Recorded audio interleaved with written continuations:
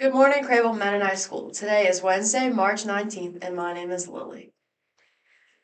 And my name is basically Gibson, and this is our 25th episode of Crable Live.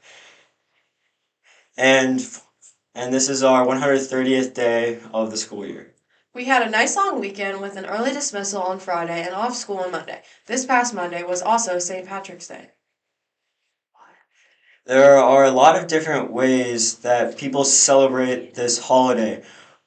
One of the St. Patrick's Day, one is the St. Patrick's Day Parade in New York City, which is over 5 hours long. Another tradition is in the city of Chicago, where they turn the river green with dye.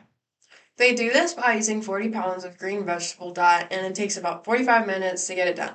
The vegetable dye doesn't harm the environment, and the color can stay anywhere from a couple hours to a couple of days, depending on the weather. Green green wasn't always the color that was associated with St. Patrick's Day. It used to be the color blue, but up until the Irish Rebellion in the year 1798, there's also a tradition in the White House that every year the president is presented with a bowl of shamrock. A Catholic tradition would be to go to a church service on the morning of St. Patrick's Day, and then take part in the meal that includes cabbage and Irish bacon.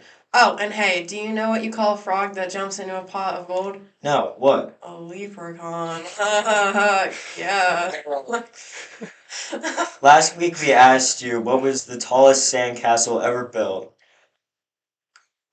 was. We showed you the picture of this castle that was built in Germany, and actually the sand itself was from the country of the Netherlands. This was because their sand was easier to work with. The structure took over a month to build and ended up being 57 feet and 11 inches tall. This means that Miss Evie's class was the closest with their guess of 60 feet.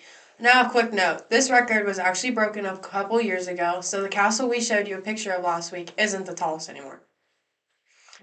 The record was broken in the country of Denmark and used over 10 million pounds of sand.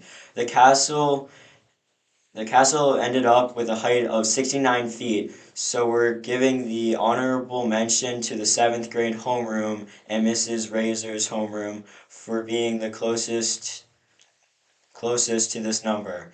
Even though we said even though we said to base your guess off of the picture. Also, a shout out to Miss Ritt's class, as they guessed 2,500 feet, because they thought the Great Pyramids of Giza may have been made out of sand. Unfortunately, the pyramids are made out of limestone. The biggest pyramid stands at 450 feet tall. Tomorrow is the first day of spring. This is also the day where the amount of daytime and nighttime is almost equal, and what many of you may find to be the most important. It's the day that you can get a free Rita's Italian Ice. Some people may be looking forward to watching basketball this weekend, as the March Madness tournament is starting tomorrow.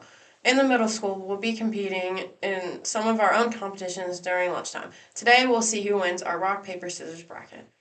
In honor of March Madness, our question is about college basketball. What we want to know is what is the longest winning streak in college basketball? The team that set this record was the University of Connecticut women's team.